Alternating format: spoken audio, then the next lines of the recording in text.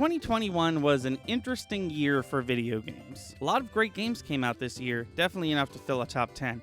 But it definitely feels like not as many as the last couple years, which have been absolutely jam-packed with huge releases. But in the same breath, this was a huge year for video games. E3 is back, Super Smash Bros. Ultimate came to an end, Nintendo 64 and Sega Genesis games have come to Nintendo Online, and this year was the biggest year for physical releases of video games with the return of games like Scott Pilgrim vs. the World and Zombies Ate My Neighbors. Not to mention that a lot of remakes came out this year. Remakes that were fantastic, but that I wouldn't feel comfortable putting on a list because at the end of the day, they're just remakes. There's also a number of games that I personally didn't get a chance to play this year that I would have really liked to. Guardians of the Galaxy, Life is Strange True Colors, Unpacking, Mario Party All-Stars, and Halo Infinite, to name a few. So without further ado, my top 10 games of 2021. In the past, I've often talked about my perfect video game. It's one I came up with in my own mind, and one that I've been waiting for someone to develop. It's a game where you're dropped into a black and white world, and it's up to you to restore the color piece by piece. Chicory, A Colorful Tale, is the closest any game has ever come because it does just that. You play as a dog named Pizza, the janitor of the Wielder, a powerful magic user who's tasked with bringing color to the world. The Wielder goes missing, you find the magic paintbrush, and now it's up to you to color the world. This game not only fulfills the specific criteria I set out for it, but it is also relaxing and fun. The only reason it's this low on the list is because this game crashed harder than I've seen any game crash before. I played it for about 2 hours, and then it crashed in a way that I literally can't play it. I've uninstalled it, reinstalled it, installed it on a different console, and I quite literally cannot play it anymore. What if you took blank and mixed it together with Dynasty Warriors? There have been a lot of games with this mission statement. Hyrule Warriors, Fire Emblem Warriors, Dragon Quest Heroes, and most recently, Persona 5 Strikers. Following the events of Persona 5, it finds and revisiting the to once again. This game once again does an excellent job marrying these two franchises. It's the most unique take on a Warriors game I've ever played. Rather than unconnected level-based combat scenarios, there's an actual plot with cutscenes and reasons to and not to go into battle sections, similar to regular Persona 5. I'm not sure if this game is canon or not, but if you enjoyed Persona 5 and you enjoy Warrior games, then I recommend this one. A game I've been looking forward to since its announcement, WarioWare Get It Together is a return to form for the WarioWare series. Different levels based on a different character and theme, except this time around, rather than the same one-button gameplay the series is known for, there's different playable characters as well. Some more complicated than others. As you unlock characters, you gain the ability to bring a loadout of characters, eventually unlocking the ability to play as every character in a single run. This enhances the replayability of an already incredibly replayable series. And I think the devs knew this, as this is the first WarioWare to have weekly online challenges and a rudimentary leveling up mechanic. I know people are going to disagree with me, but I think Dungeons & Dragons Dark Alliance is the best D&D game they've ever made. It takes everything that makes modern video games fun and mashes it together perfectly with the mechanics of 5th edition. Spells we've been using in D&D for the last 8 years come to life. Legacy D&D characters I never thought I'd see in a video game. And of course, the 6 base stats that we all know and love. My only issue with the game is how short it is. The game expects you to replay levels over and over again and do so with friends. You can play the game solo, which is what I did, but it's a little disappointing when you beat an entire level only to get to a boss that's absolutely way too difficult to defeat because you were supposed to be playing with other people. Poke around this channel long enough and you'll find multiple videos of us playing Jackbox games. Jackbox games are a blast, and Chris and I love playing them with our friends. Jackbox Party Pack 8 is the newest one and the best one I've ever played. I'm not going to go over each game individually, just know that they're all great for their own reasons. My personal favorite is the Wheel of Enormous Proportions. I did not expect to like this one as much as I did. This pack also has the long-awaited sequel to Drawful 2, Drawful Animate. If you're even a passing fan of Jackbox games, I highly recommend picking this one up. For years, Pokemon fans have been asking when will they make a new Pokemon Snap.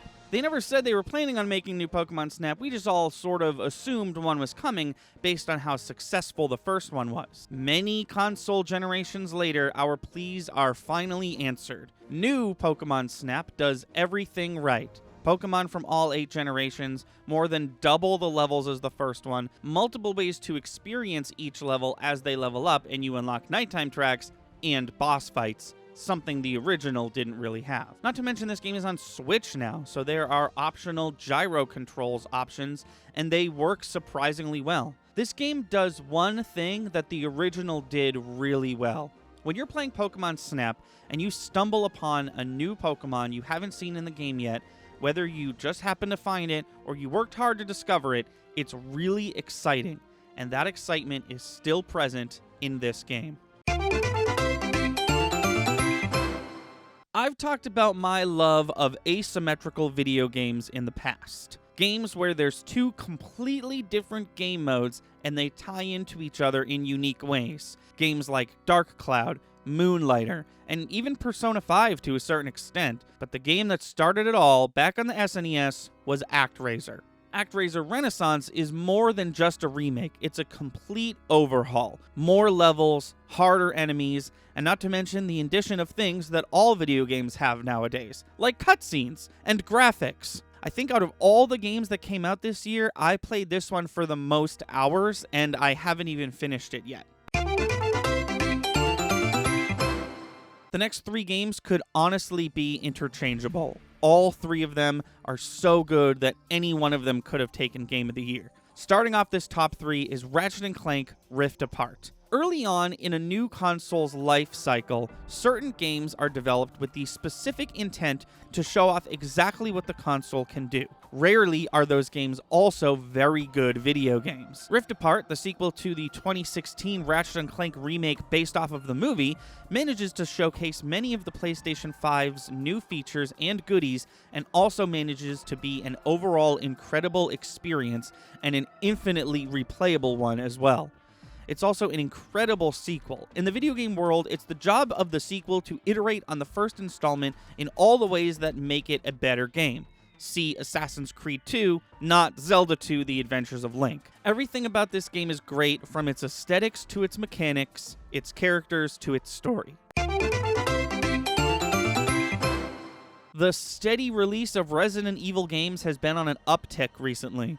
Ever since Resident Evil 2 Remake, it feels like every year has seen 1 to 2 mainline Resident Evil games and 2 to 3 spin-offs, and this year was no different. After the crazy success of Resident Evil 7 in 2017, returning the franchise to its survival horror roots, a direct sequel was all but necessary. Resident Evil 8, or Resident Evil Village, takes elements of Resident Evil 7, which already took classic Resident Evil tropes, and flipped them on their first-person shooter head, and mixed it with classic elements found in Resident Evil 4. And the result is one of the best Resident Evil experiences there is to date. One that left me feeling nostalgic for a game I've never played before. The Resident Evil series is one that's had a lot of ups and downs, but Resident Evil Village is definitely an up. A game 16 years in the making. Psychonauts 2, the official sequel to Psychonauts, is finally here. Picking up exactly where Psychonauts left off, Psychonauts 2 finds Raz in junior Psychonauts training, once again using his powers of mind espionage to try and save the world. Like any good sequel, this game starts you with all of the abilities you already obtained in the first game. Where this game really shines is its level design. A big takeaway of the first game for sure, but every level in this game is the coolest Psychonauts level I've ever seen. One level is a hospital, a pretty standard hospital with general hospital theming, until you accidentally remind the mind's owner of her gambling addiction. Upon re-entering her mind, it's now a hospital-themed casino with concepts like fertility and roulette being combined. Another level finds you on a small water-filled planet with not much land, owned by a character who's known for his love of gardening. But the water is an interesting color.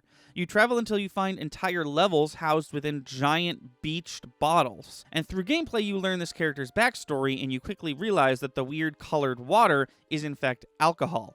And the reason this character was put into isolation is because of alcohol abuse, and not the reasons you were led to believe. Earlier, I talked about sequels iterating on the first installment and how important that is. This game manages to do that in every single aspect: story, world building, overworld exploration, character progression, game mechanics, level design. Everything is as it previously was, only better. I enjoyed this game so much, I 100%ed it in 3 days. And if you're like me and you didn't play Rhombus of Ruin because VR games are generally less accessible than normal video games, the game wastes no time explaining exactly what happened in that game and really making you feel like it's totally fine that you didn't play it. Not only do I give Psychonauts 2 my game of the year, it's the only game I played this year that I give a 10 out of 10. If you played Psychonauts 1 and haven't played this one yet, please do yourself a favor. If you have Game Pass and you're just staring at this game in your queue, play it. If you haven't played the first one, story-wise, you're missing quite a lot, but game mechanics-wise, you're missing practically nothing. Please play Psychonauts 2. It's a fantastic game and one that is well worth your time. That'll be it for me this year. I've been Thunder. Tune in next Sunday for our Thunder and Lightning Best of 2021.